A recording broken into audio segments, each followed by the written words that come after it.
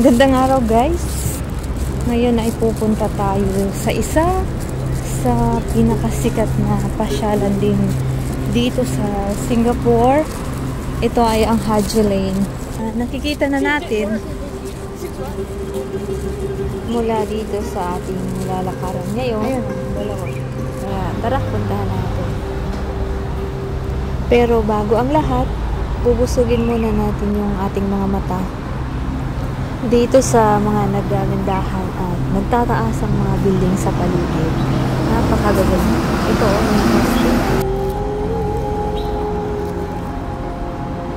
at tayo itatawid na mula dito sa ating kinaroroonan papunta doon sa kabilang kalsada dahil ito yung daanan papunta doon sa Haji Lane. At ngayon madulas yung kalsada, medyo naulan. Ang bansang ito ay napakaganda ng mga architecture. Kakaiba. Yan, kahit sang solo ka dito magpunta, ay makikita ka talagang kakaiba. Ayan. Ayan. Nakaka-amaze. Ayan. Wow. Napakaganda. At ngayon nga ay nakarating na tayo dito sa masjid. Sa English ay mosque. Napakaganda. Parang Middle East vibes lang yung mga nakikita ko sa paligid. Ayan, Islamic street. Pag tumingin ka sa paligid, parang naalala ko yung market sa Kuwait. At diretso pa rin tayo sa ating paglalakad. Titingnan pa natin banda ron kung ano ba yung meron. Dahil ang lugar na ito ay well known na napaka-lively, artistic, at saka famous siya sa iba't ibang pagkain at culture. At ayan nga, ang itsura natin habang tayo naglalakad. May dala-dalawang plastic. Tuloy-tuloy pa rin yung lakad natin. Kahit na medyo masakit na yung kalamnan ko sa paa. Pero dahil nga sa ganda ng nakikita ko, parang okay lang na mapagod.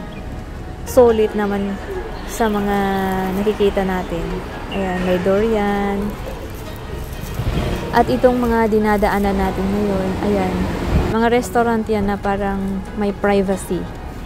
Talagang maganda dito kumain. Kapag ikaw ay may business transaction, may date, or whatever, napakaganda.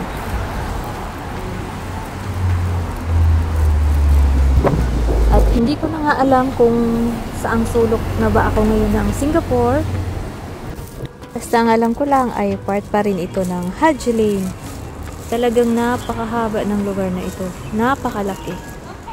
Yung paa ko na lang yung sumusuko sa kakalakad dahil kanina pa ito. Mula doon sa napakalayong dulo, ay nandito na ulit ako sa kabilang dulo. Hindi ko na lang kung dulo na ba ito o meron pa doon banda. Ayun, Tuku Arab Barang Haji.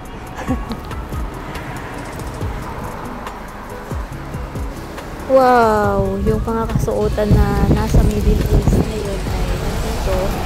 Nakikita ko na pati yung mga pabango na nire-refill. Wow! Namimiss ko rin yung bango doon. Pagka-bango-bango. At meron din kebab. Yung mga pagkain dun sa Middle East. Oh, nandito rin sila. At yung dahab means gold in Arabic. Oh, naaalala ko pa yung mga salita nila doon. Okay, balik na tayo sa pinagmulan natin kanina doon sa may Bugis. Dahil tayo sasakay na sa MRT station. Napakaganda sa bansang ito. Dahil napaka-convenient ng transportation, hindi ka maliligaw dahil lahat ay parang given na yung instructions, basta magbasa ka lang or sundin ang mga instructions. At ito na, nakikita na natin yung building na binagmula natin kanina. Pabalik na tayo, pero kahit ako'y napapagod na, nagrereklamo na yung mga paa ko, pero wala. Gustong gusto ko pa rin makakita ng magagandang tanawin. At ito na, dinadaanan ulit natin yung masjid or mosque dito sa Kampong Glam District. Ang pasilyo na dinadaanan natin ngayon, ito yung sa ilalim ng hospital na nakikita natin kanina, yung Raffles Hospital. Napakaganda rin ng daloy ng trapiko dito dahil nakikita nyo naman, napaka-organisado, walang pabalang-balang na mga jeep or van or mga private vehicles. Ayan. Dahil nga sa napakalaki ng fine kapag ikay nagkamali. Ayan na, at tayo itatawid papunta sa may MRT Station Movies. So, ibababa lang natin yung phone para walang ma-capture na mga mukha. At tayo ipapasok na nga dito sa MRT Station. Kikita nyo naman, napakaraming tao kahit weekdays lang.